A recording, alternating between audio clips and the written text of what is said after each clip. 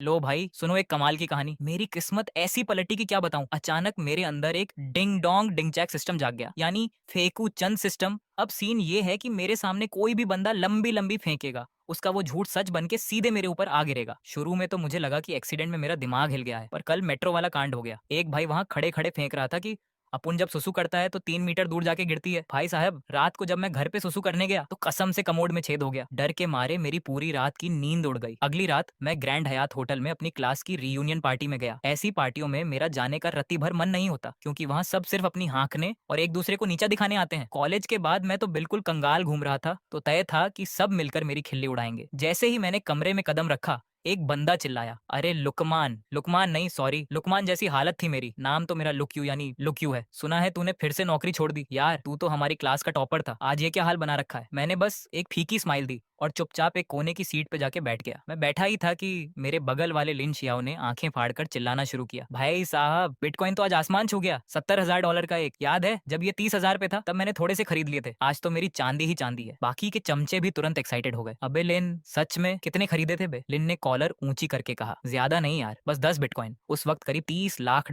यानी 2 करोड़ रुपए लगाए थे। अब सुनो असली मजा। मैं उसके बगल में बैठा था और मेरे दिमाग की घंटी बजी। सिस्टम का मैसेज आया कि लिन शियाओ सरासर झूठ बोल रहा है और इसके बदले मुझे पूरे 10,000 बिटकॉइन मिल गए हैं। मैंने झटके से अपना फोन निकाला और वॉलेट चेक किया। भाई साहब सच में वहां 10,000 बिटकॉइन चमक रहे थे। आज के रेट से वो पूरे 49 अरब 4.9 बिलियन रुपए होते हैं। मेरी चीख निकल गई। मेरी आवाज सुनकर लिन थोड़ा घबराया, पर फिर मुंह लाल करके बोला, हाँ भाई बिल्कुल सच है, पूरी बिल्डिंग ही अपनी हो गई। तभी क्लास का मॉनिटर शेंजे मेरी तरफ बढ़ा और ज्ञान देने वाले अंदाज में बोला, लुक यू, तेरे में टैलेंट तो है पर टिक के काम नहीं करता। मुझे देख, कॉलेज खत्म होते ही हुई जिन इंटरनेशनल में लगा और 3 साल में सीधा मार्केटिंग डायरेक्टर बन गया। अभी 2 दिन पहले ही टॉमसन रिव्यू में 2 करोड़ से ज्यादा का आलीशान फ्लैट बुक किया है। अगर तू सुधर जाए तो मैं एचआर से कहकर तेरी नौकरी लगवा दूं। साला मदद का नाटक करके खुद को बड़ा दिखा रहा था और सबसे बड़ी बात वो भी फेंक रहा था। जैसे ही उसने बात खत्म की, सिस्टम फिर से बोला, बधाई हो, अब आप हुईजिन इंटरनेशनल के 80% मालिक हैं और टॉमसन रिव्यू की पूरी बिल्डिंग आपकी हुई। मैं तो सोफे से उछल पड़ा। कल तक जेब खाली थी और आज मैं अरबपति बन गया। कोई भी पागल हो जाए। मेरी इस हरकत से पूरे कमरे में सन्नाटा छा गया और सब मुझे ऐसे देखने लगे जैसे मैं कोई एलियन हूँ। तभी क्लास का अमीर ज्यादा गुचेन टॉन्ट मारते हुए बोला, मेरे डैड ने अभी मेरे लिए एक चमचमाती कोनिकसेग कार खरीदी है। मुझे एक पर्सनल ड्राइवर चाहिए, तू आजा, सैलरी की टेंशन मत लियो। मैंने मन ही मन हंसा। फिर से घंटी बजी। ये भी नंबर 1 का झूठा था और तभी मेरी जेब में एक भारी सी चाबी आ गई। गुचेन को लगा मैं नखरे कर रहा हूँ तो वो चिढ़कर बोला, अबे क्लासमेट है इसलिए ऑफर दे रहा हूँ,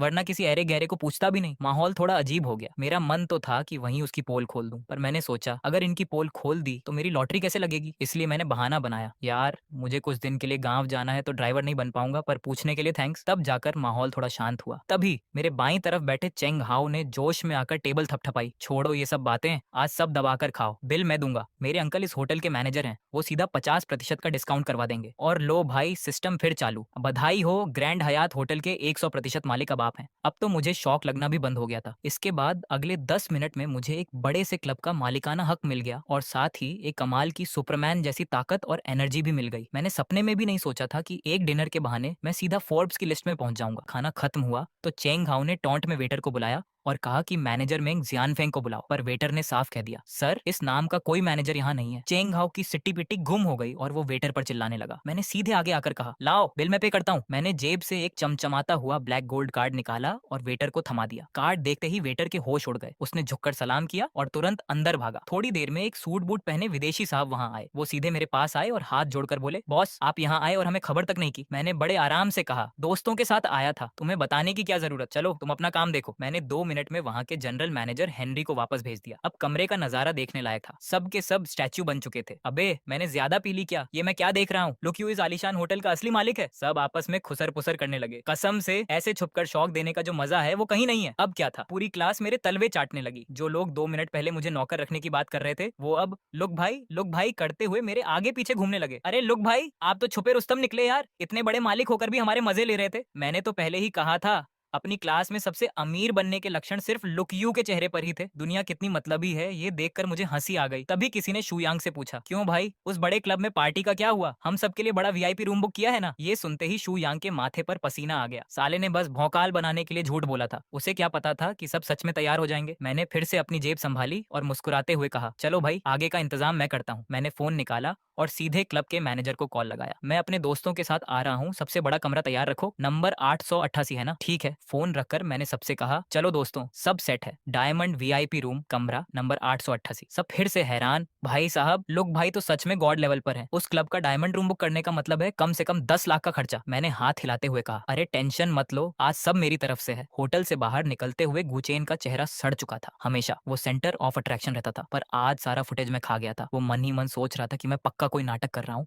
और आगे जाकर पकड़ूंगा। तभी होटल के गेट पर एक बेहद खूबसूरत काले रंग की सुपर कार खड़ी दिखाई दी। अबे तेरी, वो कोएनिक्सेग है क्या? सच में लड़के तो कार देखकर पागल हो गए, लड़कियों को समझ नहीं आया। तो एक लड़के ने ज्ञान बांटा, ये कोएनिक्सेग है भाई, कम से कम 15-20 करोड़ की सुपर कार। तभी एक ने गुचेन को टोका, अरे गुचेन, तूने अभी कहा था ना कि तेरे पापा ने तेरे लिए कोएनिक्सेग ली है, ये वही है क्या भाई? अब गुचेन की हालत पतली, उसने तो बस टॉन्ट मारने के लिए झूठ बोला था। उसके घर वाले अमीर जरूर थे, पर इतने भी बेवकूफ नहीं थे कि 20 करोड़ की कार दिला दें। और ये कार तो वैसी भी नहीं थी, ये तो दुनिया में सिर्फ 6 पीस ही बनी थी। उसने थूक निगलते हुए कहा, नहीं यार, मेरी वाली तो अभी बुक हुई है, आने में टाइम लगेगा। उसे समझ आ गया कि आज इज्जत का कचरा होने वाला है। तभी उसने मुझसे पीछा छुड़ाने के लिए कहा, लो क्यों, तू तो बस से आया था ना, आजा मेरी कार में बैठ जा, साथ चलते हैं। मैंने मुस्कुराते हुए कहा, नहीं भाई, मैंने अपनी कार यहीं मंगवा ली थी, मैं खुद चला कर आऊंगा। गुचेन ने हंसते हुए एक पुरानी खटारा गाड़ी की तरफ इशारा किया, अच्छा कहाँ है तेरी कार? वो सामने वाली मारुति सुजुकी है क्या? पर अगले ही पल उसका मुंह खुला का खुला रह गया। मैंने उस 20 करोड़ की कोएनिक्सेग की तरफ उंगली उठाई और कहा, वो रही, 2 दिन पहले ही ली है, ठीक ठाक है ना? ये सुनकर सबके पैरों तले जमीन खिसक गई। गुचेन तो जैसे पत्थर का हो गया। उसने तो झूठ बोला था, पर मेरे पास तो साक्षात वो कार खड़ी थी जो दुनिया में सिर्फ 6 लोगों के पास है। वो हकलाते हुए बोला, इस टाइम पे भी मजाक सूझ रहा है तुझे? मैंने बिना कुछ बोले जेब से चाबी निकाली और बटन दबा दिया। कार की हेडलाइट्स चमकी और गुचेन का सारा घमंड चूर चूर हो गया। जब मैं कार का दरवाजा खोलकर खड़ा हुआ तो सबकी लार टपक रही थी। अरे बाप रे, लुक यू तो असलियत में सबसे बड़ा रईस निकला। गुचेन भाई, तेरे पापा ने जो कार ली है वो भी ऐसी ही है क्या? गुचेन ने रोनी सूरत बनाकर कहा, नहीं भाई, मेरे पापा ने तो नॉर्मल गाड़ी ली है, इससे कोई मुकाबला ही नहीं है। अब क्या था, क्लास की सारी लड़कियां कार की अगली सीट पर बैठने के लिए लाइन लगाने लगी। सुवान नाम की जो लड़की खुद को बहुत बड़ी अप्सरा समझती थी, वो बड़े एटीट्यूड में सीधे मेरी तरफ आई और कार का दरवाजा खोलने लगी। पर मैंने उसे इग्नोर मारते हुए कोने में खड़ी वेनजियो को इशारा किया, वेनजियो तुम आओ, आगे बैठो। वेनजियो हमारी क्लास की सबसे शांत और सुलझी हुई लड़की थी, जो कभी दिखावा नहीं करती थी। पर मुझे कॉलेज के दिनों से पता था कि वो असल में हजारों करोड़ की वैन ग्रुप की इकलौती वारिस है। ये राज सिर्फ मुझे पता था। सुवान बेचारी वहीं पर ठिठक गई। उसका चेहरा शर्म से लाल हो गया। उसे लगा था कि उसे कोई मना नहीं कर सकता, पर मैंने तो उसकी तरफ देखा तक नहीं। वेनजियो भले ही सिंपल रहती थी, पर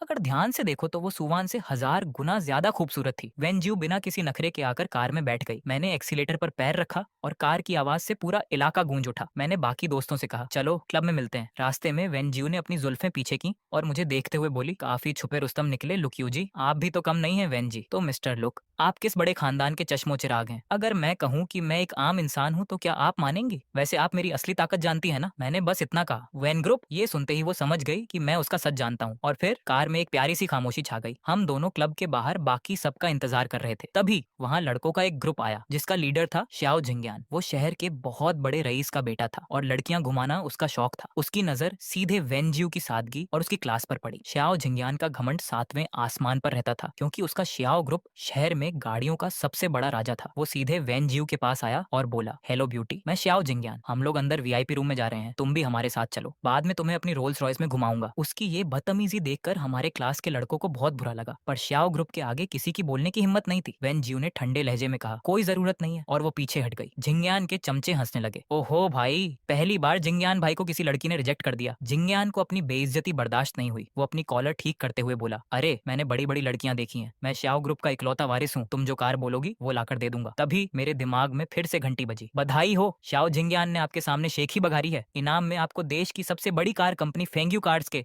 एक 100% शेयर और दुनिया का सबसे बेहतरीन लुक और अट्रैक्शन, मैग्नेटिक पर्सनालिटी मिलता है। भाई साहब, थैंक यू कार कंपनी पूरे देश की नंबर 1 कंपनी है, जिसकी कीमत कम से कम 500 अरब 50 बिलियन रुपए है। मजा ही आ गया। इधर गू चेन और बाकी दोस्तों ने फुसफुसाते हुए कहा, रोल्स रॉयस लाएगा? हमारे दोस्त के पास तो वो कार है जो पैसे से भी नहीं मिलती। सबको लगने लगा कि ये अमीरजादा हमारे लोग भाई के आगे कुछ भी नहीं है। वेनजियो ने श्याओ झिंग्यान की तरफ देखा और फिर तिरछी नजरों से मुझे देखा। अब मेरे अंदर इतना गजब का अट्रैक्शन आ चुका था कि वेनजियो ने जैसे ही मुझे देखा, उसका चेहरा शर्म से गुलाबी हो गया। उसने झिंगयान को चिढ़ाते हुए कहा, अच्छा मुझे कोएनिग्सेग 1 चाहिए, लाकर दे सकते हो? कोएनिग्सेग 1? ये सुनते ही उन अमीर जादों के होश उड़ गए। वो कोई ऐसी वैसी कार नहीं थी जो बस शोरूम से खरीद लो। शाओ झिंगयान का ईगो हर्ट हो गया। एक लड़की ने उसे गाड़ियों के मामले में ही चैलेंज कर दिया था। वो गुस्से में लाल हो गया और चिल्लाया, तुम सीधे सीधे बात नहीं मानोगी, लड़कों इन सबको मजा चखाओ। उसके गुंडे आगे बढ़ने लगे। गु चेन और बाकी लोग डर के मारे पीछे हटने लगे, क्योंकि श्याओ ग्रुप से पंगा लेने का मतलब था शहर में रहना मुश्किल होना। तभी मैं बड़े आराम से 2 कदम आगे बढ़ा और सीधे श्याओ झिंगयान के सामने जाकर खड़ा हो गया। मैंने उसकी आंखों में आंखें डालकर बड़े स्वैग से कहा, मैं बस इतना कहूंगा, मेरे दोस्तों से दूर रहो, इसी में भलाई है। मेरा यह हीरो वाला अंदाज देखकर क्लास की लड़कियां तो वहीं पर दिल हार बैठी। श्याओ झिंगयान ने दांत पीसते हुए कहा, अगर मैं पीछे ना हटूं तो क्या तू मुझे हाथ लगाएगा? सबको पता था कि श्याओ ग्रुप से भिड़ने का अंजाम क्या होगा, इसीलिए सब चुप थे। पर मैंने बस उसकी तरफ देखा, एक हल्की सी हंसी हंसी और अपनी उंगलियां चटकाई। मैंने धीरे से मुस्कुराते हुए कहा, अगर तुम में हिलने की हिम्मत है तो मुझ में मारने की हिम्मत है। यह सुनकर श्याओ झिंगयान गुस्से में हंस पड़ा। ओहो, मैं श्याओ खानदान का बड़ा बेटा हूँ। आज तक इतनी बड़ी उम्र में मैंने इतना अकड़ू बंदा नहीं देखा। तो फिर अपनी आंखें खोलकर अच्छे से देख लो कि मुझ में हिम्मत है या नहीं। श्याओ झिंगयान गुस्से में आकर मुक्का चलाने ही वाला था कि उसका मुक्का पहुंचने से पहले ही मेरा मुक्का बड़ी तेजी से उसके चेहरे पर जा लगा। उसने उसे पूरी तरह से हैरान कर दिया। वह लड़खड़ाते हुए 2 कदम पीछे हटा, अपना चेहरा पकड़ा और उसकी आंखों में साफ दिख रहा था कि उसे यकीन नहीं हो रहा। सिर्फ वही नहीं, उसके साथ आए अमीर बाप के बिगड़ैल दोस्त भी सब हैरान रह गए। ये लड़का सच में श्याओ भाई पर हाथ उठाने की हिम्मत कर गया। गु चेन और उसके दोस्तों ने जब ये देखा तो उनके दिल बैठ गए। उन्होंने मन ही मन सोचा कि सब खत्म हो गया, ये तो बस एक क्लास रियूनियन था, क्या अब यहाँ जान भी गंवानी पड़ेगी? लू यू, तुम इतने गुस्से में क्यों आ गए? जल्दी से श्याओ भाई से माफी मांगो। गु चेन तुरंत बीच में आया ताकि बात को संभाला जा सके। उसकी कंपनी की कीमत मुश्किल से 100-200 करोड़ थी। वह श्याओ झिंगयान जैसे बड़े रईस से मुकाबला कैसे कर सकता था? वह लोग तो उसे चींटी की तरह मसल सकते थे। गु चेन को लगा कि लू यू उसे भी ले डूबेगा। श्याओ झिंगयान पिटने के बाद गुस्सा निकालने ही वाला था, लेकिन जैसे ही उसने गु चेन को माफी मांगने के लिए कहते सुना, उसका गुस्सा काफी कम हो गया। उसने मेरी तरफ घमंड से देखा और नीचा दिखाते हुए बोला, देखा, मेरे सामने ऐसा बर्ताव होना चाहिए। अपने क्लासमेट से कुछ सीखो। घुटनों के बल बैठकर मुझे 3 बार नमन करो और कहो, श्याओ भाई मुझसे गलती हो गई। तो आज की बात मैं यहीं भूल जाऊंगा, यहीं भूल जाएगा। इस बात पर तो भूत भी यकीन न करे। भले ही वह ऊपर से न कह रहा हो, लेकिन मन ही मन वह मुझसे नफरत करने लगा था। आखिर उसे मारने वाला इंसान तो अभी तक पैदा ही नहीं हुआ था। ये सुनकर गु चेन का चेहरा उतर गया, लेकिन वह कुछ बोल नहीं पाया। वह बस नकली हंसी हंसते हुए मुझसे बोला, लू यू, तुम श्याओ भाई से माफी मांग ही लो। मैंने ठंडी नजरों से गु चेन को देखा। माफी? वह भी घुटनों के बल बैठकर? और अगर मैं माफी न मांगू तो? ये सुनते ही श्याओ झिंगयान का चेहरा गुस्से से काला पड़ गया। उसे ऐसा लगा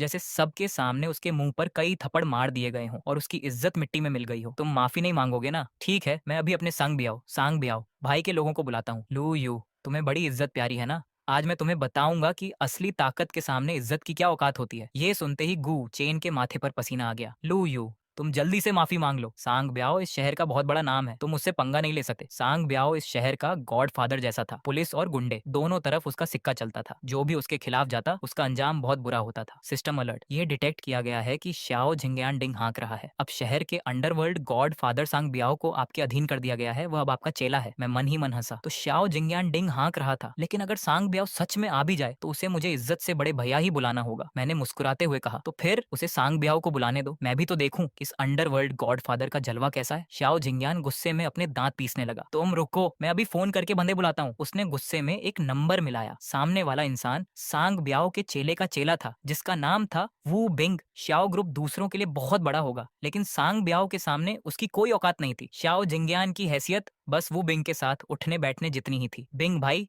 मैं रेड रोमांस क्लब में हूँ, जल्दी से 10-12 बंदे लेकर आ जाओ। मुझे किसी ने मार दिया है, अपने साथ हथियार भी ले आना। वू बिंग ने जैसे ही सुना कि श्याओ झिंगयान पिट गया है, उसने तुरंत हाँ कर दी। आखिर श्याओ झिंगयान पैसे दिल खोलकर खर्च करता था और जिससे पंगा हुआ था वह भी कोई बड़ा आदमी नहीं लग रहा था। सांग ब्याओ के नाम का इस्तेमाल करके किसी को भी पीटा जा सकता था। वू बिंग ने इसी तरह बहुत मजे किए थे। लू यू, तुम माफी मांग लो। हाँ लू यू, बस घुटनों के बल बैठना ही तो है। ये सोच लो कि किसी की मजार पर आए हो। श्याओ ग्रुप से हम आम लोग नहीं जीत सकते, तुम माफी मांग लो। हथियार की बात सुनकर बाकी क्लासमेट भी डर गए, यहाँ तक कि वेनजियू का मन भी डोलने लगा कि क्या उसे इस मामले को सुलझाने के लिए अपने परिवार की मदद लेनी चाहिए। मैं जोर से हंसा। माफी? उसकी इतनी औकात नहीं है, बंदे बुलाना तो मुझे भी आता है। मैंने सीधा अपना फोन निकाला और सांग ब्याओ का नंबर मिला दिया। श्याओ झिंगयान के साथी ये देखकर हैरान रह गए। उन्होंने आज तक ऐसा पागल नहीं देखा था जो इस शहर में रहकर सांग ब्याओ को कुछ न समझे। किस्मत से सांग ब्याओ आज उसी रेड रोमांस क्लब में एक बिजनेस डील फाइनल कर रहा था। तभी उसका वह पर्सनल फोन बज उठा जो वह हमेशा अपने पास रखता था। उसके चेले ने देखा कि फोन पर बड़े भैया लिखा है तो उसने डरते डरते फोन आगे बढ़ाया और पूछा, ब्याओ भाई क्या मैं इसे साइलेंट कर दूं? सांग ब्याओ ने जैसे ही स्क्रीन देखी उसका चेहरा पीला पड़ गया। उसने बिना सोचे तुरंत फोन उठाया और बहुत ही इज्जत वाली आवाज में बोला, बड़े भैया आज आपने मुझे कैसे याद किया? यह सुनते ही कमरे में बैठे अरबपति बिजनेसमैन सन्न रह गए। क्या बड़े भैया, सांग ब्याओ का भी कोई बड़ा भाई है? हमने ये क्या सुन लिया, कहीं ये लोग हमें जान से ना मार दें। वे 100 करोड़ के मालिक डर से कांपने लगे, लेकिन सांग ब्याओ ने उनकी तरफ देखा तक नहीं। मैंने फोन कान पर लगाया और श्याओ झिंगयान को देखते हुए आराम से कहा, कोई बड़ी बात नहीं है, बस एक श्याओ झिंगयान नाम का लड़का कह रहा है कि वह तुम्हारे साथ काम करता है। वह रेड रोमांस क्लब में मुझे पीटने के लिए बंदे बुला रहा है। मैं बस पूछ रहा था कि क्या तुम इसे जानते हो? सांग ब्याओ ये सुनते ही गुस्से से पागल हो गया। कौन अपनी जान का दुश्मन बन गया है जो मेरा नाम लेकर मेरे बड़े भैया पर हाथ उठा रहा है?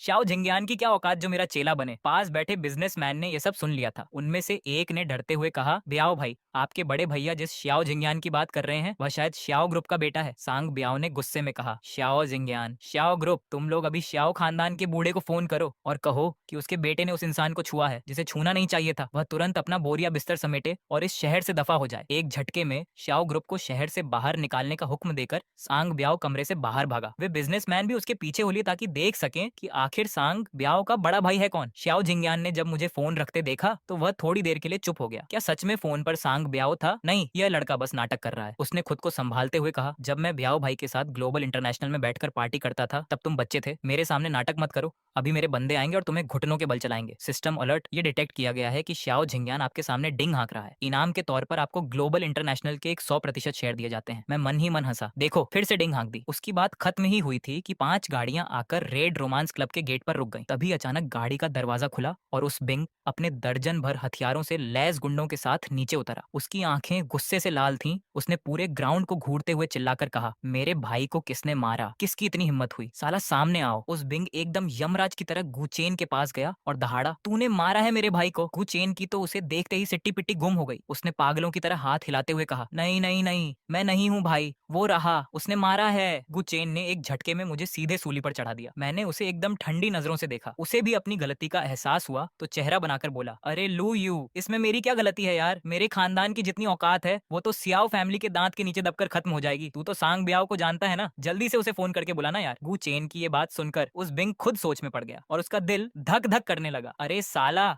कहीं ये सच में सांग ब्याओ को जानता हुआ तो वो तो मेरे बॉस का भी बॉस है। सियाओ झिंगयान ने उस बिंग के चेहरे का डर भांप लिया और तुरंत बोला, बिंग भाई इसकी बातों में मत आओ, ये साला भिखारी जैसा लड़का है, इसके पूरे बदन के कपड़े मिलाकर 1000 रुपए के भी नहीं होंगे। अभी थोड़ी देर पहले डिंग हाँक रहा था कि इसके पास कोएनिगसेग सुपर कार है। आप ही देखो इसकी शक्ल मैच करती है क्या इस गाड़ी से? सियाओ झिंगयान सियाओ ग्रुप का वारिस था, इसीलिए उसे महंगी गाड़ियों का अच्छा ज्ञान था। उसकी ये बात सुनते ही उस बिंग को पूरा भरोसा हो गया। गु चेन ने कुछ बोलने के लिए मुंह खोला, पर जैसे ही उसे सियाओ ग्रुप की ताकत का ख्याल आया उसने चुप रहना ही सही समझा। उस बिंग ने हाथ से इशारा किया और उसके गुंडों ने तुरंत टूटकर गु चेन की चमचमाती BMW गाड़ी को पीट पीट कर कबाड़ बना दिया। गु चेन अपनी प्यारी गाड़ी को लोहा बनते देख खून के आंसू रो रहा था, पर मुंह से एक शब्द भी नहीं निकाला, क्योंकि उसे डर था कि अगला नंबर उसका खुद का ना हो। उस बिंग जैसे ही अपने गुंडों को मेरी तरफ भेजने लगा, तभी ऊपर से भागते हुए आए सांग ब्याओ ने ये सब देख लिया। रुक जाओ! सांग ब्याओ की एक भयानक दहाड़ से ही कई लोगों के पैर कांप गए और वे वहीं जमीन पर बैठ गए। यहाँ तक कि उस बिंग की भी कंपकंपी छूट गई। उस बिंग ने पीछे मुड़कर देखा और हकलाने लगा, ब्याओ ब्याओ भाई आप यहाँ कैसे? सांग ब्याओ की आंखें बर्फ जैसी ठंडी थीं। मैं यहाँ कैसे? अगर मैं नहीं आता तो तू मेरे बॉस पर हाथ उठाने जा रहा था, तेरी इतनी औकात? सांग ब्याओ गुस्से से पागल हो गया और उसने आगे बढ़कर उस बिंग को एक जोरदार लात जमा दी। सांग ब्याओ का बॉस? ये सच में सांग ब्याओ का बॉस है? क्या मजाक चल रहा है? सियाओ झिंगयान के पीछे खड़े सारे अमीरजादे डर के मारे सन्न रह गए। सांग ब्याओ के साथ आए जो अरबपति बिजनेसमैन थे वे भी यह नजारा देखकर भौचक्के रह गए। उस बिंग दर्द से कराहते हुए उठा और उसने तुरंत सियाओ झिंगयान का नाम ले लिया। बॉस मेरी कोई गलती नहीं है, ये सब इस सियाओ झिंगयान ने करवाया है। सांग ब्याओ ने सियाओ झिंगयान को घूरते हुए ताना मारा, मेरे बॉस कह रहे हैं कि तू खुद को मेरा चेला बता रहा था और मेरे ही खिलाफ उस बिंग को बुलाकर लाया था। सियाओ झिंगयान का मुंह खुला का खुला रह गया। वह बहाने बनाना चाहता था पर उसके मुंह से एक शब्द नहीं निकला। इसी बीच वेंजियू आगे आई और उसने ठंडे लहजे में कहा, इसने सिर्फ उस बिंग को ही नहीं बुलाया बल्कि इसने लू यू से माफी मांगने को कहा था और यह भी बोला था कि इस रेड रोमांस क्लब से घुटनों के बल रेंगते हुए बाहर निकल। वेंजियू की बात सुनकर सांग ब्याओ का खून खौल उठा। उसके बॉस को ऐसा ऐरा गहरा आदमी तंग करे? वह गुस्से में सियाओ झिंगयान की तरफ बढ़ने लगा। सियाओ झिंगयान इस खौफ को बर्दाश्त नहीं कर पाया। उसके पैर जवाब दे गए और वह सीधे जमीन पर गिर पड़ा। वह रेंगते हुए वेंजियू के पैरों के पास आया और सिर पटककर भीख मांगने लगा। मुझसे गलती हो गई भाभी जी, मुझसे बहुत बड़ी गलती हो गई। मुझे नशे में आपके साथ बदतमीजी नहीं करनी चाहिए थी, मैं मरने के काबिल हूँ। प्लीज आप लू यू भाई से कहकर मुझे बचा लीजिए। मैंने अपना हाथ थोड़ा उठाया और सांग ब्याओ से कहा, छोटे ब्याओ बाकी का मामला तुम संभाल लो। सांग ब्याओ ने तुरंत जी हुजूरी करते हुए सिर झुकाया। जी बॉस, बिल्कुल। तो फिर मैं आपको और भाभी जी को डिस्टर्ब नहीं करूंगा। जब भी टाइम मिले भाभी जी को लेकर मेरे बंगले पर जरूर आइएगा। वेन जी यू का चेहरा शर्म से एकदम लाल हो गया। वह जानती थी कि सांग ब्याओ को गलतफहमी हो गई है, पर इस बात को साफ करने का वहाँ कोई मौका ही नहीं था। सांग ब्याओ के जाते ही वहाँ का भारी माहौल एकदम हल्का हो गया। सब क्लासमेट्स मुझे ऐसे देखने लगे जैसे मैं कोई इंसान नहीं बल्कि कोई भगवान हूँ। किसी ने सपने में भी नहीं सोचा था कि मैं अंडरवर्ल्ड के डॉन सांग ब्याओ का बॉस निकलूंगा। मैंने चारों तरफ देखते हुए कहा, क्यों भाई, सब पार्टी और गाना बजाना करने आए थे ना, तो सब मुझे ऐसे क्यों घूर रहे हो? तभी सोंग यांग ऊपर से नीचे आया। उसने सांग ब्याओ को सियाओ जिंग यान की क्लास लेते हुए देखा था। वैसे तो उसे इन छोटे मोटे झगड़ों से कोई मतलब नहीं होता था, लेकिन जब उसने उन अरबपति बिजनेसमैन के मुंह से लू यू का नाम सुना तो उसके कदम वहीं रुक गए। सोंग यांग आगे बढ़ा और बोला, उस सर, आप लोग अभी जिस आदमी की बात कर रहे थे उसका नाम क्या है? उस सर ने पूरे सम्मान के साथ जवाब दिया, लू यू, जो ब्याओ भाई के भी बॉस हैं। सारी बात सुनने के बाद सोंग यांग को सब समझ आ गया और जैसे ही वह वहां आया सबकी नजरें उसी पर टिक गईं। सुवान ने उस रौबदार सोंग यांग को देखकर धीरे से गुचेन से पूछा, कू भाई, ये कौन है? देखने में तो बहुत पावरफुल लग रहा है। गुचेन ने उसकी बताई दिशा में देखा और उसका चेहरा पीला पड़ गया। ये सोंग यांग है, इस रेड रोमांस क्लब का जनरल मैनेजर। इसे सिर्फ एक मैनेजर मत समझो, उस बिंग भी इसके सामने पानी भरता है। मेरी तो इसके सामने बोलने की हैसियत ही नहीं है। गुचेन सबको उसकी जानकारी दे ही रहा था कि साथ में चुपके से मुझे भी देखने लगा। जब से मेरा और सांग ब्याओ का कनेक्शन सामने आया था, क्लास के सारे बच्चे मुझसे खौफ खाने लगे थे। गू भाई, ऐसा लग रहा है कि सोंग मैनेजर हमारी तरफ ही आ रहा है, एक क्लासमेट ने घबराते हुए कहा। गु चेन ने फीकी हंसी हंसते हुए कहा, अपना वहम छोड़ो भाई, वो सच में हमारी तरफ ही आ रहा है। अब क्या करें?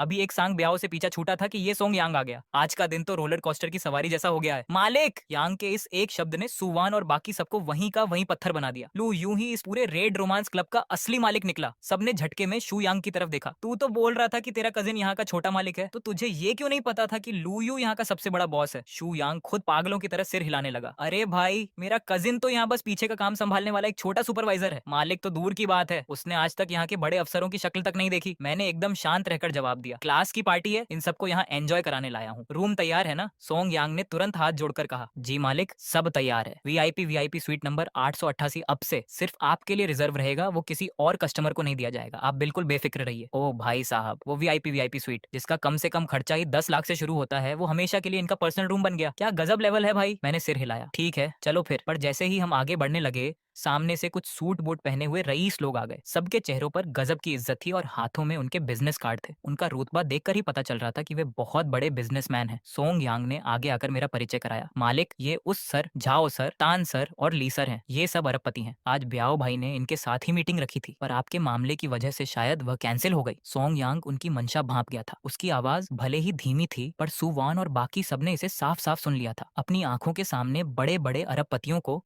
अपने पुराने क्लासमेट को कार्ड देने के लिए लाइन में खड़े देखना, यह नजारा उनके लिए किसी सपने जैसा था। इसके बाद उन सभी बड़े बिजनेसमैन ने एक एक करके अपना कार्ड मेरे हाथों में थमाना शुरू कर दिया। सुवान और बाकी सब एक दूसरे का मुंह देखने लगे। सबकी बोलती बंद हो गई थी। मैंने बस एक नजर घुमाई और सोंग यांग मेरा इशारा समझ गया। उसने तुरंत सामने वाले का विजिटिंग कार्ड ले लिया। बाकी तीनों बॉसों ने भी समझदारी दिखाई और बिना अपना इंट्रोडक्शन दिए चुपचाप अपने कार्ड थमा दिए। वो हाई ने बात आगे बढ़ाते हुए 2 ब्लैक गोल्ड कार्ड निकालकर मेरी तरफ बढ़ाए। ये पूरे देश में 20 से भी कम मिलने वाले वान फेंग गोल्ड सुप्रीम कार्ड थे। मुझे मक्खन लगाने के लिए वो हाई ने एक साथ 2 कार्ड गिफ्ट कर दिए। मैंने बस हूँ कहा और सोंग यांग ने मुस्कुराते हुए कार्ड अपने हाथ में ले लिए। सोंग यांग बोला, वो बॉस, सिर्फ आपका बिजनेस ही बड्डा नहीं है, बल्कि वाइन की दुनिया में भी आपका बड्डा नाम है। सुना है आपके किसी दोस्त की पूरे देश में वाइनरी की चैन है। देश की 80% वाइन वहीं से आती है। क्या ये सच है? सोंग यांग की बात सुनते ही वो बॉस के तोते उड़ गए। उसका ऐसा कोई दोस्त नहीं था जिसके पास वाइनयार्ड हो। ये सब तो उसकी बीवी ने हवा में फेंका था, लेकिन वो बॉस को मजबूरी में हाँ कहना पड़ा। हाँ, ऐसा एक दोस्त है। वैसे मेरे पास ये एक रोमानी कोंटी की बोतल है, छोटा सा तोहफा है, प्लीज लो सर, इसे रख लीजिए। टिंग, सिस्टम का नोटिफिकेशन आया। डिटेक्ट हुआ है कि वो हाई ने आपके सामने फेंका है। सिस्टम की तरफ से आपको पूरे देश में फैली चेन वाला वाइनयार्ड बानरुओ गिफ्ट में दिया जाता है। ये बानरुओ ही असली नेशनल वाइनयार्ड चैन थी, जो देश की 90% वाइन सप्लाई करती थी। भले ही इसकी मार्केट वैल्यू सिर्फ 10 बिलियन थी, पर वाइन की दुनिया में ये सबका बाप थी। मैंने कहा, जब वो बॉस इतने प्यार से दे रहे हैं तो मैं मना नहीं करूंगा। वैसे मेरे पास भी एक वाइनयार्ड है, बाद में किसी से कहकर वो बॉस के पास कुछ अच्छी वाइन भिजवा दूंगा ताकि वो टेस्ट कर सकें। मुझे अच्छे से पता था कि वो फेंक रहा है, पर मैंने उसकी पोल नहीं खोली। ये वो हाई समझदार बंदा था जो नजाकत समझता था। जब ऐसा है तो बहती गंगा में हाथ धोकर एहसान का बदला चुकाने में क्या बुराई है? वो बॉस मुझे जाते हुए देखता रहा। उसके दिल की धड़कनें भरी हुई थी। अब चाहे मुझे सच पता हो या ना पता हो, उसे अपनी बीवी के फेंके हुए रायते को समेटना ही था। बाकी लोगों से विदा लेकर वो बॉस ने तुरंत फोन निकाला और अपनी बीवी को मिलाया। तू जल्दी से घर में रखी वो रोमानी कोंटी वाली वाइन रेड रोमांस क्लब में भिजवा। फोन के दूसरी तरफ उसकी बीवी भड़क गई। वो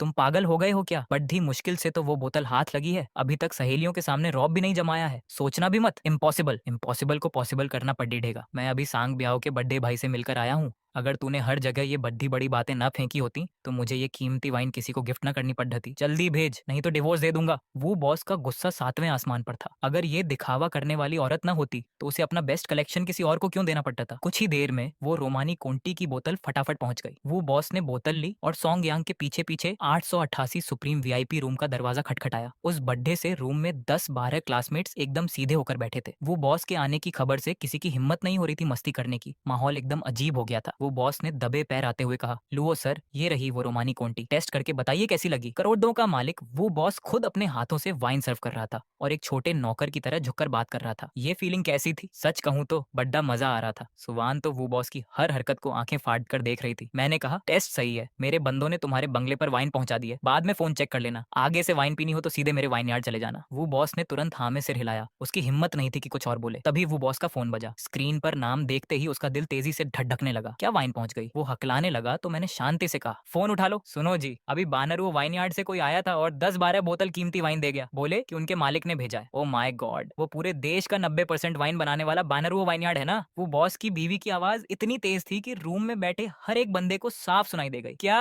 बानर वो वाइन यार्ड भी लोयू का है? भाई साहब, वो तो वाइन लवर्स की सबसे बड़ी जगह है। लुओ यू, आज क्लासमेट्स की गेट टुगेदर है, क्या हमारे लिए एक लाफित्ते वाइन की बोतल खुलेगी? लुओ बॉस, प्लीज एक लाफित्ते खोल दो ना। गजब भाई गजब। लुओ यू, असली किंग तो तुम ही हो। वो बॉस को अब समझ आया कि मैं इन सब लोगों का क्लासमेट हूँ और यहाँ पार्टी चल रही है। उसके दिमाग की बत्ती जली। लुओ सर, ईस्ट सबर्ब में मेरा एक छोटा सा बंगला है, पार्टी के लिए एकदम सही जगह है, क्या आप सब दोस्तों को लेकर वहाँ चलेंगे? ये सुनते ही सुवान और बाकी सबकी आंखों में चमक आ गई। ईस्ट सबर्ब के बंगले कम से कम 30 मिलियन के होते हैं और वो बॉस की हैसियत के हिसाब से वो कम से कम 50 मिलियन या 100 मिलियन का होगा। लुओ यू, मैंने आज तक कभी बंगला नहीं देखा, प्लीज मान जाओ ना। हाँ हाँ, गाना वाना नहीं गाना, बस बंगला देखना है, मेरी आत्मा को शांति मिल जाएगी। मुझे भी देखना है ईस्ट सबर्ब का बंगला कैसा होता है। लुओ यू हाँ कर दो। वेन जियू और गुचेन ने भी जब सबको जिद करते देखा तो वो मेरी तरफ देखने लगे। मैंने कहा, वो बॉस, आपके ऑफर के लिए थैंक्स, पर बंगले पर नहीं जाएंगे। मैं लुओ यू दोस्तों से बंगले देखकर दोस्ती नहीं करता। वो बॉस ने हाथ जोड़कर थैंक यू कहा और समझदारी से रूम से बाहर चला गया।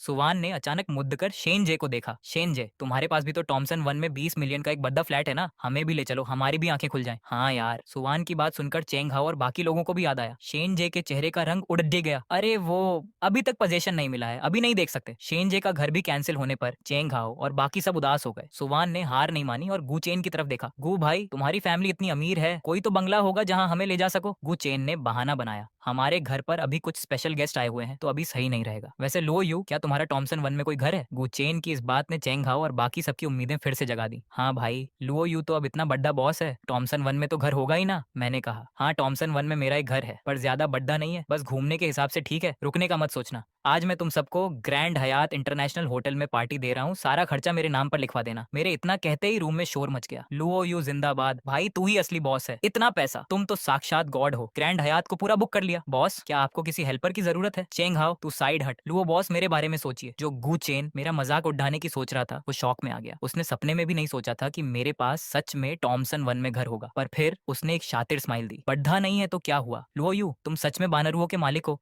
जो घर मुझे नहीं मिला वो तुमने ले लिया। अभी तो सिर्फ 8 ही बजे हैं, क्यों ना थोड़ी देर में हमें वहाँ घुमाने ले चलो। ठीक है, बाद में तुम सबको घुमाने ले चलूंगा। मैंने गु चेन की चालाकी 1 सेकंड में पकड़ टच ली, पर मुझे कोई फर्क नहीं पड़ा। वैसे भी मुझे टॉमसन 1 वाले घर की चाबियां लेने जाना ही था, पर वो तो इतना उतावला हो रहा था जैसे बस मेरा पोपट होते हुए देखना चाहता हो। लेकिन उस आलीशान घर पर जाने से ठीक पहले सुवान ने अचानक मेरे हाथ में एक माइक थमा दिया। तभी महफिल में आवाज आई, लक्ष्य, हमारे लिए एक गाना गाओ ना। सारे क्लासमेट्स तुरंत मजे लेने लगे। मैंने भी हार मानकर माइक संभाला और मेरे जैसा इंसान गाना चुन लिया। जैसे ही मेरी उस्ताद लेवल की आवाज निकली, पूरे हॉल में सन्नाटा छा गया। मैं सिर्फ गाना नहीं गा रहा था, बल्कि अपनी पिछली 20 साल की जिंदगी का दर्द बयां कर रहा था। गाना खत्म होने के बाद भी लोग खोए हुए थे, लेकिन तभी जब सब पागलों की तरह तालियां बजा रहे थे, गर्वित अचानक अपनी सीट से उठ खड़ा हुआ। उससे मेरी यह तारीफ बर्दाश्त नहीं हो रही थी। उसने सबके सामने ताना मारा, लक्ष्य, तुमने सच में बहुत गंदा गाया है। और फिर एक एक शब्द पर जोर देते हुए चिल्लाया, अगर दम है तो ओरिजिनल ट्रैक बंद करो और बिना म्यूजिक के सिर्फ अपनी आवाज में गाकर दिखाओ। यह सुनते ही सब हैरान रह गए। क्या मैं सच में ओरिजिनल गाने पर लिपसिंग कर रहा था। तन्वी से ये देखा नहीं गया। वह सीधे गर्वित के सामने आ खड़ी हुई और पूछा, अगर इसने बिना ट्रैक के गा दिया तो तुम क्या करोगे? बाकी दोस्त भी गर्वित को कोसने लगे कि वह जानबूझकर पंगे ले रहा है। बात बढ़ती देख और यह सोचकर कि पार्टी का मजा खराब ना हो, मैंने शांति से कहा, कोई बात नहीं, अभी मेरा गला पूरी तरह खुला नहीं था, मैं एक बार बिना म्यूजिक के ही गा देता हूँ। जैसे ही सुर फूटे सब के सब पूरी तरह ढेर हो गए। बिना किसी बैकग्राउंड म्यूजिक के मेरी आवाज ने सबको अपना दीवाना बना लिया। तालियों और तारीफों का ऐसा तूफान आया कि पूछो मत, किसने सोचा था कि बिना म्यूजिक के मैं और भी ढांसू गाता हूँ। लेकिन इसी बीच अचानक वीआईपी रूम का दरवाजा एक जोरदार लात के साथ खुला। एक सूट बूट वाला आदमी गुस्से में लाल पीला अंदर आया। उसके पीछे उसका बेटा अंशुल था,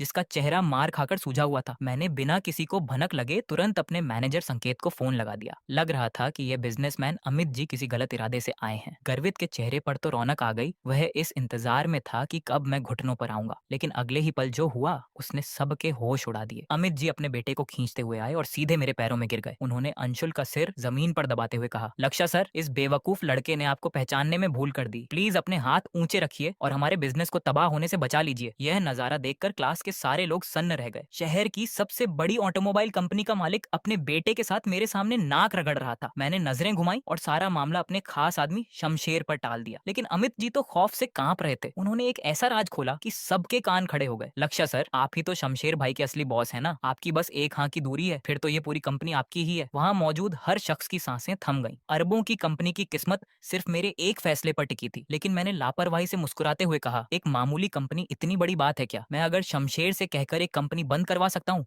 तो वैसी ही दूसरी खड़ी भी करवा सकता हूँ। अमित जी के पास मेरी इस बात का कोई जवाब नहीं था। जब उन्होंने देखा कि माफी मांगकर काम नहीं बनेगा तो उनकी आंखों में अचानक गुस्सा आ गया। वह जमीन से उछले और अपनी मुट्ठी तान कर सीधे मेरी तरफ झपटे। अबे लड़के, जब मैं अकेले 100 लोगों से मुकाबला करता था तब तुम धूल में खेलते थे। उनका चेहरा गुस्से से भयानक लग रहा था और मुक्का मेरी नाक के पास पहुंच चुका था। मुझे लगा कि आज तो गलती हो गई। तन्वी डर के मारे जोर से चिल्लाई, लक्ष्य बचो! लेकिन हटने का वक्त ही नहीं था। अमित जी का वार बिजली की तरह तेज था। मैं चाहकर भी हट नहीं सकता था। ठीक उसी नाजुक पल में मेरे दिमाग में सिस्टम की आवाज गूंजी, अलर्ट! यूजर ने अमित के सामने अनजाने में मुकाबला करने की बात सोची है। यूजर को तुरंत मार्शल आर्ट्स मास्टर की ताकत दी जाती है। बस फिर क्या था, पलक झपकते ही दुनिया भर की फाइटिंग स्किल्स और ताकत मेरे शरीर में समा गई। अब जब मैंने अमित को देखा तो मुझे उसकी हर चाल में कमियां ही कमियां दिखी। मैंने बहुत ही आराम से अपना हाथ उठाया और एक करारा थप्पड़ उसके चेहरे पर जड़ दिया। अगले ही पल वह खुद को 100 लोगों पर भारी बताने वाला बिजनेसमैन हवा में उड़ता हुआ सीधा दीवार से जा टकराया और वहीं ढेर हो गया। पूरी जगह सन्नाटा पसर गया। भाई साहब, लक्ष्य ने तो एक ही थप्पड़ में उसका काम तमाम कर दिया। तभी संकेत अपने साथ सिक्योरिटी गार्ड्स को लेकर अंदर भागा भागा आया। जमीन पर बेसुध पड़े बाप बेटे को देखकर वह ताकतवर मैनेजर संकेत मेरे सामने 90 डिग्री झुक गया और सबके सामने बोला,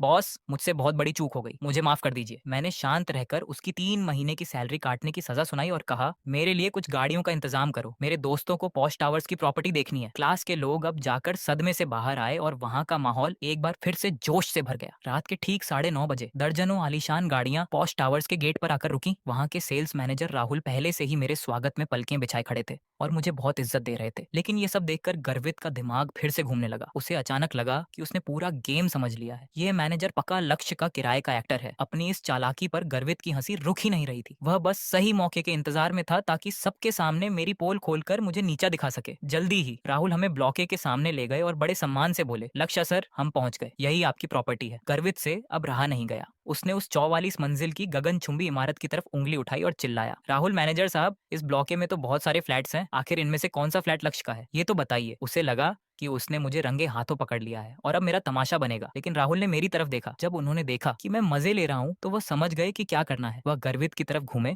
और एक ऐसी बात कही कि सबके होश उड़ गए। सर, शायद आप समझे नहीं, मेरा मतलब ये था कि ये पूरी की पूरी गगनचुंबी इमारत ही लक्ष्य सर की है। क्या पूरी बिल्डिंग ही लक्ष्य की है? श्वेता और बाकी सबके मुंह खुले के खुले रह गए। जहाँ जमीन की कीमत आसमान छूती हो, वहाँ पूरी की पूरी बिल्डिंग का मतलब तो अरबों रुपए हुआ। कुछ लोगों के तो पैर तक कांपने लगे। हमारे दोस्त ने पूरी बिल्डिंग खरीदी है। उसने कहा था कि घर बड़ा नहीं है, पर यह तो नहीं बताया था कि वह इतना ऊंचा है। पल भर में सारे दोस्त खुशी से झूम उठे। वे शमशेर या संकेत की ताकत भले न समझते हो, लेकिन इस पूरी बिल्डिंग ने उन्हें दिखा दिया कि असली अमीरी किसे कहते हैं। गर्वित का चेहरा गुस्से से पीला पड़ गया और वह पागलों की तरह चिल्लाने लगा, यह झूठ है। जब मैं यहाँ एक फ्लैट नहीं खरीद पाया तो ये पूरी बिल्डिंग कैसे खरीद सकता है? तुम सब मिले हुए हो। उसकी बार बार की बकवास ने सेल्स मैनेजर राहुल को भी गुस्से में ला दिया। राहुल ने हंसते हुए कहा, जनाब अगर आपको हम पर यकीन नहीं है तो सरकारी कागजात पर तो होगा ही। ये कहते हुए उन्होंने गाड़ी का डिग्गी खोला और अंदर से एक बड़ा सा बॉक्स बाहर निकाला। फिर सबके सामने उन्होंने एक एक करके प्रॉपर्टी के कागजात का ढेर लगाना शुरू किया, जो देखते ही देखते इंसान की लंबाई जितना ऊंचा हो गया। गर्वित ने कांपते हाथों से एक फाइल उठाई, उस पर लक्ष्य का नाम साफ साफ लिखा था। उसने दूसरी फाइल खोली तो सरकारी मुहर और मेरा नाम उसके गाल पर तमाचे की तरह लगा। उसका दिमाग पूरी तरह खराब हो चुका था। कौन बेवकूफ घर इस तरह पूरी बिल्डिंग के हिसाब से खरीदता है? बाकी दोस्त फाइलों का पहाड़ देखकर दंग थे। अरबों रुपयों का खेल कोई कैसे नकली दिखा सकता है? गर्वित, तुम्हारी दिक्कत क्या है? रजत के शुरुआत करने के बाद सबने गर्वित को आड़े हाथों लिया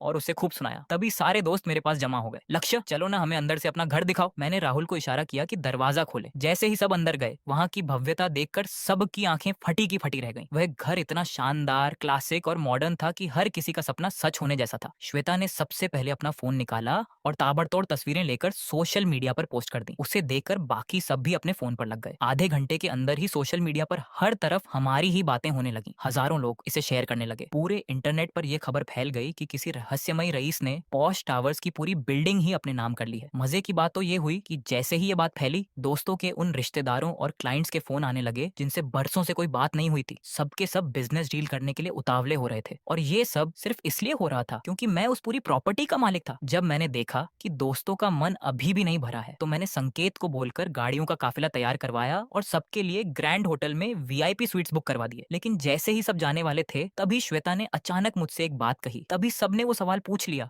जो हर कोई जानना चाहता था। लुक्सेन, तुम्हारा ये अपार्टमेंट बेचोगे क्या? जब से उन लोगों ने सोशल मीडिया पर फोटो डाले, अनगिनत लोग मुझसे ये बिल्डिंग खरीदने के पीछे पड़ी डीएच गए। यहाँ तक कि कुछ ने तो डबल कीमत देने का ऑफर भी दे दिया। सब लोग बस इसी इंतजार में थे कि देखें मैं इस इमारत का क्या करता हूँ। पर मैंने बिना सोचे समझे सीधे बोल दिया, नहीं बेचना, मेरे पास पैसों की कोई कमी नहीं है। ये 5 शब्द सुनते ही वहां मौजूद सारे लाइट डीएच के एकदम जोश में आ गए। अरे भाई साहब, अरबों की बिल्डिंग को ऐसे ही मना कर दिया? वाह, इसे कहते हैं रईसी। अमीरों की दुनिया सच में अपनी समझ से बाहर है। किसने सोचा था कि मैं अरबों का मुनाफा पलक झपकाए बिना ठुकरा दूंगा? तभी अचानक सिमझा ने टेढ़ी नजरों से गू चेन की तरफ देखा और ताना मारा, गू बड्ढे सरकार, ये मकान तो बस 2-3 करोड़ का ही है ना, आपके लिए तो ये चिल्लर होगा। गू चेन तो वहीं सन्न रह गया। सिमझा ने अचानक उसका नाम क्या लिया? गू चेन का दिमाग एकदम चकरा गया। वो पूरी तरह सोच में पड़ेज गया कि भाई ये क्या सीन है? मुझसे थॉमसन रिवेरा में अपार्टमेंट खरीदने को कह रहा है? थॉमसन रिवेरा के नक्शे उसने देख रखे थे। मकान तो सच में लाजवाब थे, पर दिक्कत ये थी कि वो हद से ज्यादा महंगे थे। वहाँ 100 कुछ स्क्वायर मीटर का सबसे छोटा फ्लैट भी कम से कम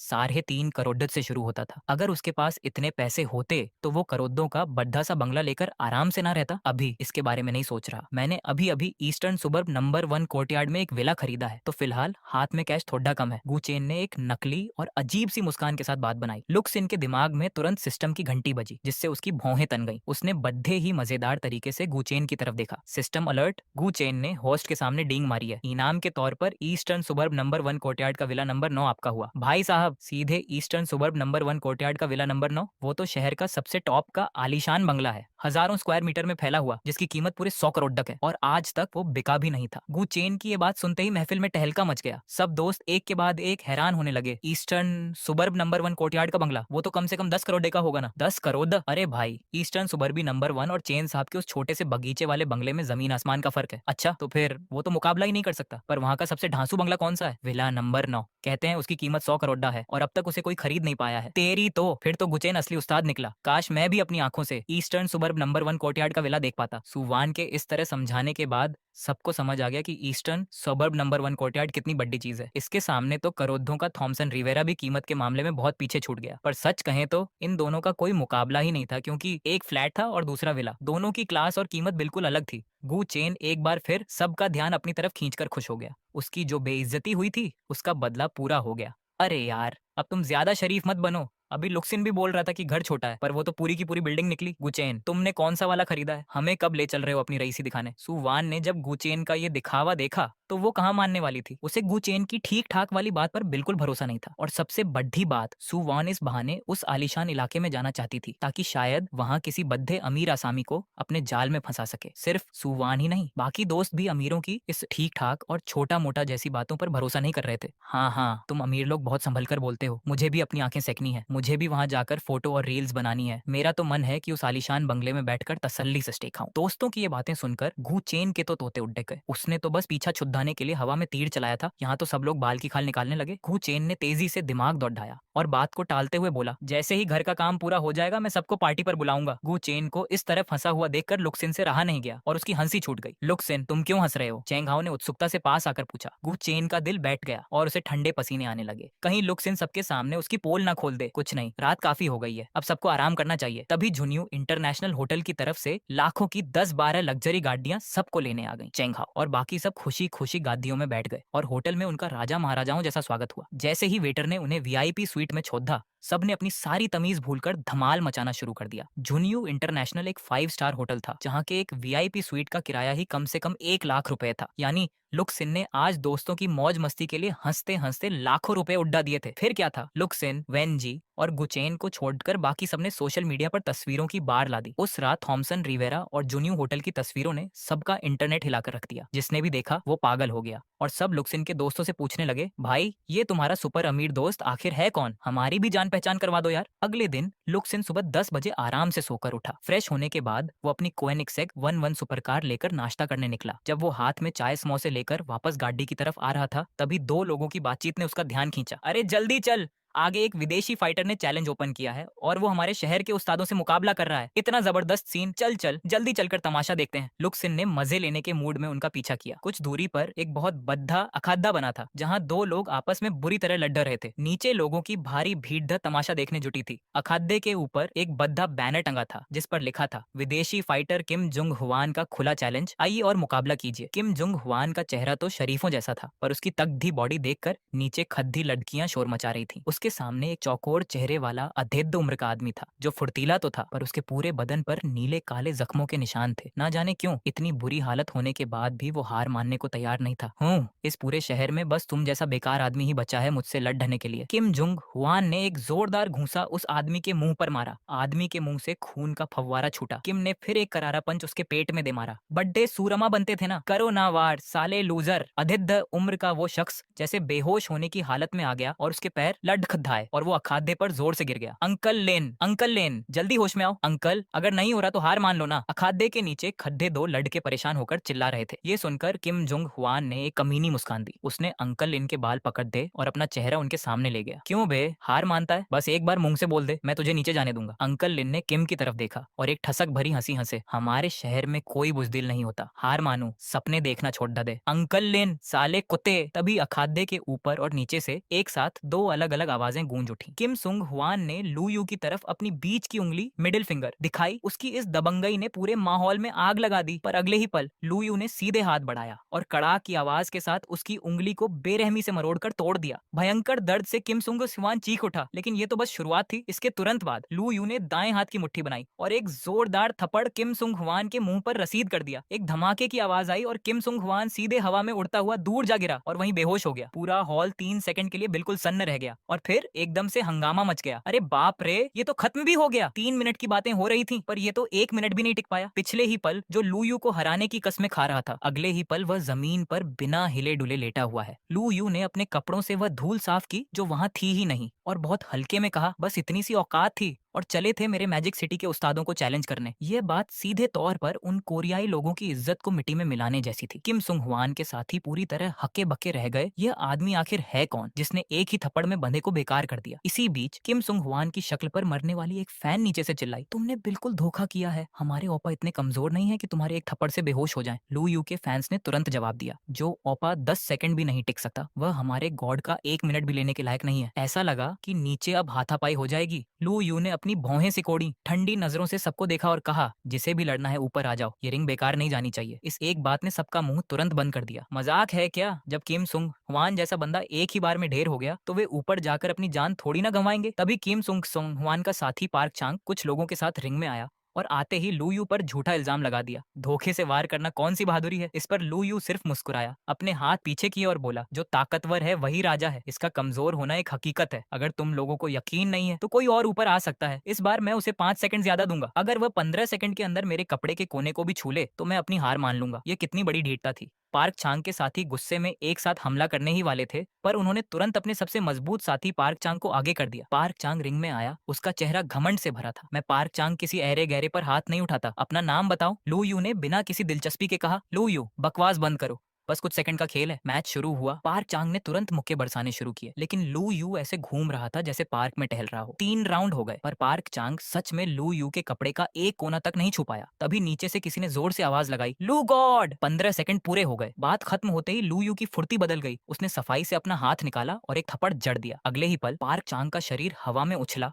और वह जोर से जमीन पर गिरा। पार्क चांग को भी उसी तरह थप्पड़ से उड़ते देख पूरा हॉल एकदम खामोश हो गया। इस बार सबने बिल्कुल साफ साफ देखा था कि शुरू से आखिर तक लू यू ने सच में सिर्फ एक थप्पड़ का इस्तेमाल किया था। तभी नीचे बैठे लोगों ने तालियों और चीखों की बौछार कर दी। हमारे लू गॉड बहुत खतरनाक हैं, बातें कम और काम ज्यादा करते हैं। हमारे लू गॉड एक ही थप्पड़ में तमीज सिखा देते हैं। पार्की ने जब पार्क चांग को फिर से थप्पड़ खाकर उड़ते देखा तो वह पूरी तरह हैरान रह गया। वह तो उनके ग्रुप का सबसे स्ट्रॉन्ग आदमी था, लेकिन लू यू ने सिर्फ इतना कहा, तुम लोग हार चुके हो। पर कौन जानता था कि पार्की इसके बाद भी कुतर्क करने लगेगा। हम नहीं हारे, 3 में से 2 मैच जीतने होते हैं, हम तो बस एक ही मैच हारे हैं। ये सुनते ही पूरी पब्लिक ने उनका मजाक उड़ाना शुरू कर दिया। कोरियाई लोगों को थोड़ी भी शर्म है या नहीं? किम सुंग हुआन वाला थप्पड़ क्या गिनती में नहीं है? बहुत जिले पर ऐसा नहीं देखा। लोग पैसे के लिए बेईमानी करते हैं और तुम लोग लू गॉड से थप्पड़ खाने के लिए बेईमानी कर रहे हो। पार्की को इतना सुनाया गया कि उसका खून खौल उठा। वे खुद भी थप्पड़ नहीं खाना चाहते थे। तभी लू यू की आंखों में एक अजीब सा भाव आया, तुम सब एक साथ ही क्यों नहीं आ जाते? थप्पड़ मारना भी मेहनत का काम है, इससे मेरा एक एक करके मारने का समय बच जाएगा। यह सुनते ही नीचे बैठे दर्शक हंसते हंसते लोटपोट हो गए। अरे भाई,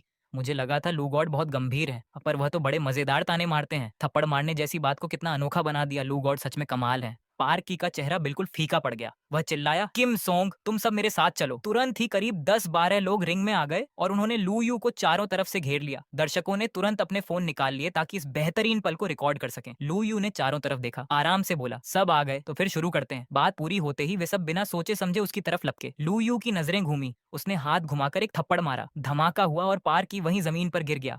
उसके मुंह से झाग निकलने लगा और वह सुध बुध खो बैठा। फटाक से एक और तेज थप्पड़ पड़ा। किम सोंग की आंखें ऊपर चढ़ गईं और वह जमीन पर गिरकर कांपने लगा। इसके तुरंत बाद फटाफट 3 और लोग नीचे गिर गए। धड़ाधड़ कई और लोग लू यू के एक्शन के साथ रिंग में एक के बाद एक गिरते चले गए। 10 सेकंड भी नहीं हुए थे और उस बड़े से रिंग में हर तरफ लोग बिखरे पड़े थे। रिंग के बीच में लू यू के कपड़े हवा में हिल रहे थे और वह बिल्कुल शांत खड़ा था। इसे कहते हैं असली मास्टर का अंदाज। लेकिन अगले ही पल उसने अपनी भौहें सिकोड़ी और नाखुश होकर बोला, क्या कोई और कोरियाई बचा है जिसे थप्पड़ खाना हो? अगर तुम्हारा यह रिंग कोई नहीं तोड़ेगा तो मेरी ये मेहनत तो बेकार चली जाएगी। ये सुनते ही नीचे के फैंस हंसते हंसते बेहाल हो गए। सबको हराने के बाद भी लू गॉड को इस बात की फिक्र थी कि रिंग कब टूटेगा। कोरियाई लोगों को तो सच में बहुत बड़ा झटका लगा होगा। रिंग की देख करने वाला मोटा लड़का रिंग में पड़े लोगों को देख रहा था और फिर उसने गुस्से में खड़े लू यू को देखा। वह डर के मारे कांपने लगा। उसे सच में डर था कि कहीं उसे भी ऊपर बुलाकर एक थप्पड़ न दे दिया जाए। मोटे लड़के ने डरते हुए भरोसा दिलाया, लू गॉड, जैसे ही इन्हें हॉस्पिटल भेजते हैं मैं तुरंत इस रिंग को खुद तोड़ दूंगा। लेकिन लू यू ने सिर्फ एक ठंडी नजर उस पर डाली। अपने साथियों से कह देना कि बिना वजह मेरे शहर मत आया करें, हमारे यहाँ थप्पड़ मारने वाले बहुत से लोग हैं। यह कहकर सबकी हैरान नजरों के बीच लू यू अपनी रेसिंग कार में बैठा, एक्सीलेटर दबाया और तेजी से निकल गया। लू यू के जाने के बाद उसका कोरियाई लोगों से फाइट का वीडियो इंटरनेट पर पूरी तरह छा गया। सिर्फ आधे घंटे में ये वीडियो टॉप 10 ट्रेंड्स में आ गया। अरे वाह, कोरियाई लोगों का लू गॉड से थप्पड़ मांगने का ये सीन कितना मजेदार है। बहुत हंसी आई। उस मोटे लड़के को डरते हुए देखकर तो मेरा खाना ही मुंह से बाहर आ गया। तभी एक कमेंट ने सबका ध्यान खींचा। क्या सिर्फ मैंने ही नोटिस किया कि लू गॉड जो कार चला रहे हैं वह कोएनिग्सेग 11 है? अगले ही पल एक जानकार ने बताया, ऊपर वाले भाई को नहीं पता तो कोई बात नहीं, इस कार की कीमत 1 अरब 20 करोड़ है। यह बाजार में आसानी से मिलती भी नहीं, बिना ऊंचे रसूख के इसे कोई खरीद नहीं सकता। अरे बाप रे, लू गॉड तो बहुत बड़े अमीर इंसान निकले। इंटरनेट पर हंगामा मचा था पर लू यू को इस बारे में कुछ नहीं पता था। वह फाइट खत्म करके आराम से अपनी पुरानी क्लासमेट शूटिंग का स्टेटस देख रहा था, जो इन्वेस्टमेंट के लिए किसी दोस्त को ढूंढ रही थी। लू यू को याद आया कि उसके पास 33 अरब की कीमत के बिटकॉइन पड़े हैं, इसीलिए उसने सीधे शूटिंग से उसका एड्रेस मांगा ताकि वह अपने कुछ फालतू पैसे वहां इन्वेस्ट कर सके। उधर सुतिंग को लग रहा था कि उसका पुराना दोस्त लुक यू तंगी में जी रहा है, इसलिए उसने मन बना लिया था कि उसके पास ज्यादा पैसे नहीं होंगे। पर किस्मत का खेल देखिए, लुक यू जब गाड़ी लेकर पानी खरीदने निकला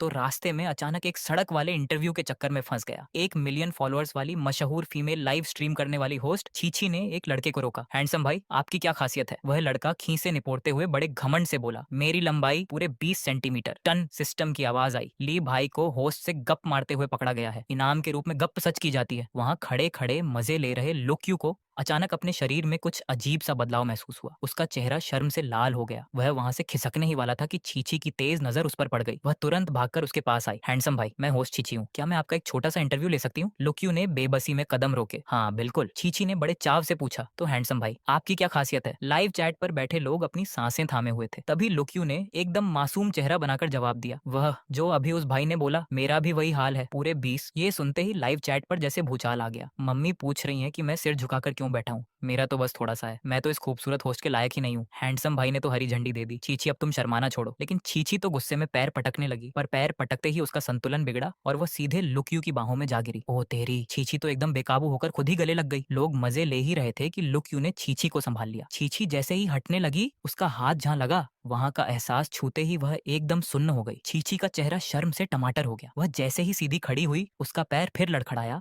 और वह दोबारा लुक्यू की गोदी में जा गिरी। इस तरह लगातार 2 बार खुद को बाहों में सौंपने का ये गजब का सीन देखकर फैंस के होश उड़ गए। मैम, आप तो कुछ ज्यादा ही मेहरबान हो रही हैं, लुक्यू ने चुटकी लेते हुए कहा। मैं जानबूझकर नहीं कर रही, मेरे पैर में मोच आ गई है। चीची ने रोनी सूरत बनाकर सफाई दी, जो बहुत ही मजेदार लग रही थी। पर लुक्यू ने बड़े गंभीर होकर कहा, ठीक है, मैं मान लेता हूँ कि तुम जानबूझकर मुझ पर नहीं गिर रही थी। उसकी इस बात पर लाइव चैट में 666 गजब गजब के कमेंट्स की बाढ़ आ गई। चीची बेचारी अभी भी सफाई देने की कोशिश कर रही थी, पर हैंडसम भाई को उसकी बात सुनने में कोई दिलचस्पी नहीं थी। हंसते हंसते पेट फूल गया। चीची आज से मेरे लिए सुंदर लड़कों पर टूटने वाली लड़की बन गई है। तभी लुक्यू नीचे बैठा और उसके पैर को ध्यान से देखा। मौत सच में आई है, तुम यहीं रुको, मैं गाड़ी से दवा लेकर आता हूँ। उसका बिना इधर उधर देखे सीधे काम की बात करना फैंस को और हंसा गया। चीची के पास कोई रास्ता नहीं था। उसने चिढ़कर कैमरे का रुख सुपरकार की तरफ कर दिया, जिसकी ओर लुक्यू जा रहा था। अगले ही पल चैट बॉक्स में धमाका हो गया। अरे बाप रे, मैं सोचूं कि ये चेहरा इतना जाना पहचाना क्यों है, ये तो लुक गॉड है। हाँ, मुझे याद आया, जाने से पहले लुक गॉड जो गाड़ी चलाते थे, वो कोएनिग्सेक 1 थी, पूरे 12 करोड़ की गाड़ी। लुक गॉड इसे आम दिनों में घूमने के लिए इस्तेमाल कर रहे हैं। चीची का दिमाग घूम गया, आप लोग क्या बातें कर रहे हो? इसके बाद पब्लिक ने उसे पूरी कहानी समझा दी। ये वही लुक गॉड हैं जिन्होंने अकेले ही 1 दर्जन से ज्यादा लोगों को कूटा था, कोरियन फाइटर्स के गाल पर तमाचे जड़े थे और उनका अखाड़ा तक तोड़वा दिया था। जैसे ही लुक्यू के आने की खबर फैली, चीची के लाइव पर देखने वालों की संख्या 1 मिलियन से सीधे कई मिलियन पार कर गई और तेजी से बढ़ती ही जा रही थी। तभी लुक्यू दवा लेकर वापस आया और बुत बनी चीची से बोला, ऐसे क्या घूर रही हो, पैर आगे करो, दवा लगा देता हूँ। लुक्यू को अंदाजा भी नहीं था कि उसका ये प्यार से दवा लगाने का सीन इस समय लाखों लोग लाइव देख रहे हैं। दवा लगाने के बाद वह खड़ा हुआ। लो, हो गया, मैंने एक गाड़ी मंगवा दी है। तुम्हारे पैर में तकलीफ है और मुझे कुछ जरूरी काम है, इसलिए मैं खुद छोड़ने नहीं जा सकता। लुक्यू की इस बेरुखी ने जनता को हंसने का एक और मौका दे दिया। हा हा हा हा हा। लोग गॉड पक्के सिंगल रहने के शौकीन है।